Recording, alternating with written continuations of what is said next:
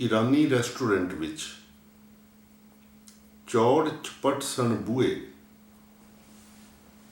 रोटी की खुशबू आंदी सी। मैं छतरी नूं कंध ते करके अंदर झाती मारी। अंदर मस्त धमालां पखदी पई ए फारस की तंदूरी, नवियां जुगां दे टुकर-गुजारां लई। असीं भी इत्थे टुकड़ा खावन आ गए हां। जो खा सकदा है इत्थे आ सकदा है। एक दूजे दी अखां दे विच अखां पा सकदा है। एक ना खाधी शौक दी, एक ना मजबूरी दी। बंदा खावन पीवन विच खुश रहिंदा है, भुखा खाण नूं पैंदा है।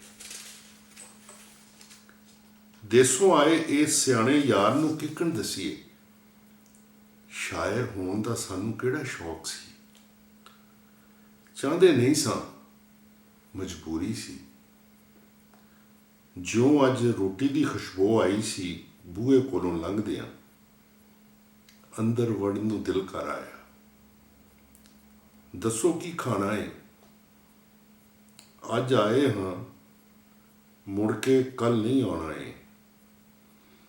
सामने वाली मेज़ ते सोहनी कुड़ी दी अख विच मोह दा पांबड़ मचदा है।